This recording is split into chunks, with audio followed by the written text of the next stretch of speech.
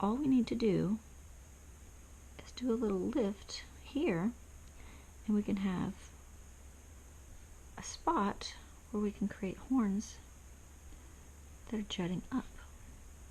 And that way it's got more of a realistic effect of where it's going. And I know right now this just looks like a blob, but trust me, just like with all blobs, they can eventually turn into something magnificent. Eventually. I'm not there yet. I will be. I think anyone who wants to do art can do art. I used to tell myself that I'm not an artist because I can't draw. Well, guess what? Drawing is not the end of art. There's sculpting, there's music, there's so many other facets of art. I love to sing, but I'm not good at it. I think I probably would torture people if I sang. But I still love to do it, so I do it. I didn't know I had the sculpting ability until I took a sculpting class in college, and I really enjoyed what I did there. And one weekend a couple years ago, I saw a video on how to create custom flowers, and I thought it was pretty cool, so I grabbed some fondant, which is not what you make them with. You make them with gum paste. I took the fondant and I made a stargazer, which looks kind of like the flowers on the wall over there. And I sent it to my friends, and they were like, "Why are you sending me pictures of flowers?" I'm like, "That's actually sugar." And they're like, "No, it's not." So that was when I realized, see, this side's much better. So we're going to dig in here deeper. I know we're supposed to have a baby here, but I think the deeper is going to be stronger in the long run. So we're going to go ahead and do that. Anyway, I told them it was real, made of sugar. They were impressed, and that made me realize that maybe I actually had something there.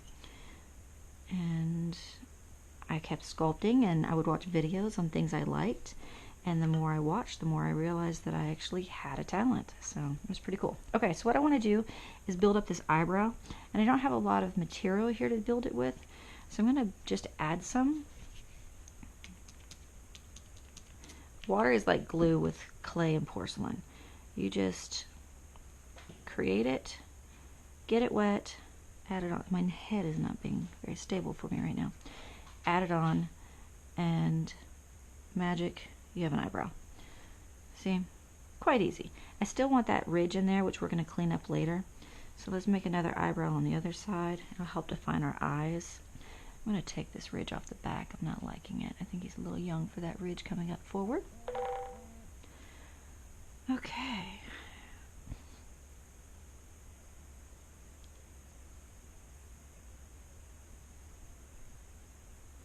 So we're just creating one more eyebrow piece.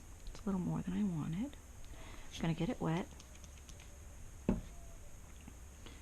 And see, it's a little bigger than we want, so you just take off the excess, stick it back to the body. We can always thin it down later, but right now we just need a strong eyebrow going on there. Okay, so you can see he's starting to take shape. You can tell what's occurring here. We need to build out the nostrils a little more. You see how these are more defined and round and narrower snout?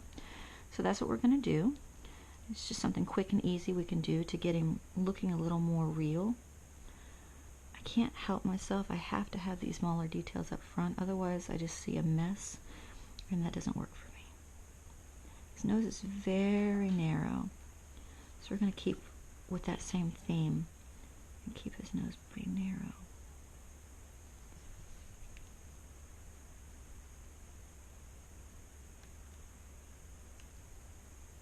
So see, as I said earlier, not all realtors just show houses. Some of us actually have passions. Okay, most of us have passions, to be clear, but not all of us share them.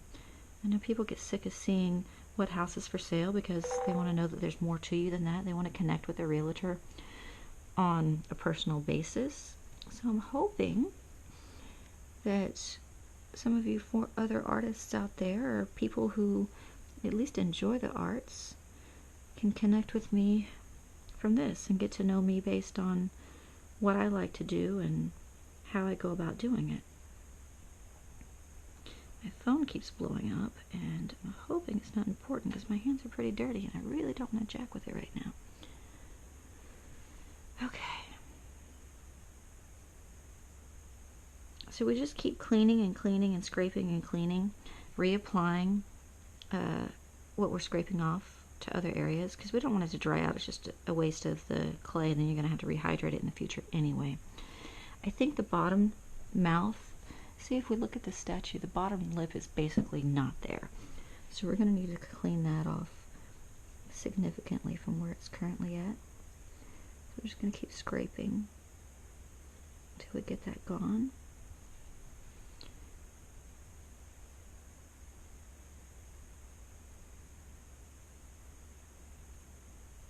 Pretty good. It's coming off easy. Notice it's hardened up, so it's not slimy anymore. It does harden pretty fast. And while you're taking breaks from your projects, you have to cover them very well in plastic that's all the way around it. You don't want to get air to the project if you're still working it, because you're going to end up having your project dry out too fast, and then you're not going to be able to complete it. Not if you're going to fire it. Now, if you want to complete your project and not fire it, then by all means, you know, leave it solid, do what you got to do. But for me, I would eventually like to fire it so that it's glass-like. Porcelain, I should say. I mean, this is porcelain clay we're working with here. Okay, so it's starting to resemble a dragon. You can see it happening. Just to give you an idea of what scales and stuff would look like, I mean, clearly we'll do this later, but you can just take a sharp tip. See down in the nose, there's all these little ridges. We can easily, you want to use something to brace your hand. But you're just going to start creating the same patterns you see. And then as it starts to dry, you can rub your hand across the top of these and they'll peel up. I kind of like the way the ridge forms because it gives it some depth to its face.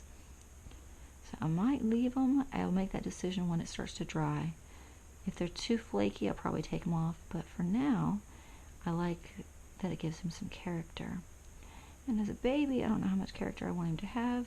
And you know, sometimes you create your project and you think it's going to be a baby, and you get finished and it's like, okay, so this is clearly an adult, and that kind of changes your aspect on what you're going to say that you created. But that's okay. It's your creation. It can be whatever you want.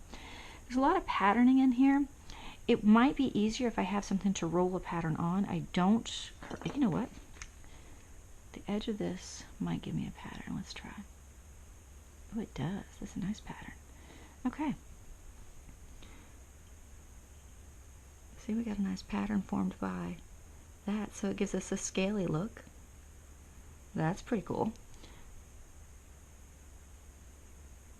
It's great to just look at what you have in your arsenal, because sometimes you have exactly what you're looking for already on hand. Now, I'm not a big fan of these ears yet. We need to smooth them up a bunch. It's not ears, it's horns technically. But they're coming together slowly. I want to make sure they're solid before we start the first drying process so that they don't break. The neck feels solid enough to hold the face. I'm really liking where it's going here. I think we need to go ahead and get some eyes sunk in before we let it get too dry. So really we're just going to take a little bit more of the clay. We're going to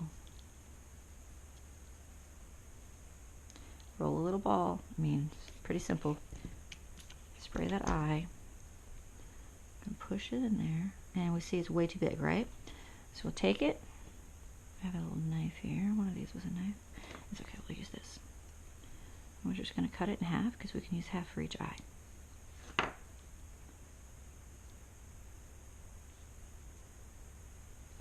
want to make sure it's still round. You don't want a funky shaped eye. Okay.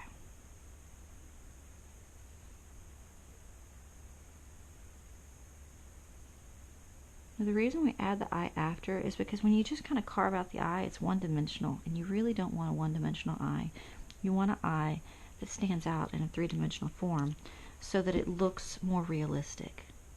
I mean, how many people's eyes don't stand out on their own? It just doesn't work that way. So this hole is deeper than we want. You can see how the eye just kind of fell in. So we're going to pull that eye back out. We're going to add a little bit of clay inside, just to help backfill it. We don't need much, but we want to make sure it's uniform with the other eye. We got to flip it over. Okay.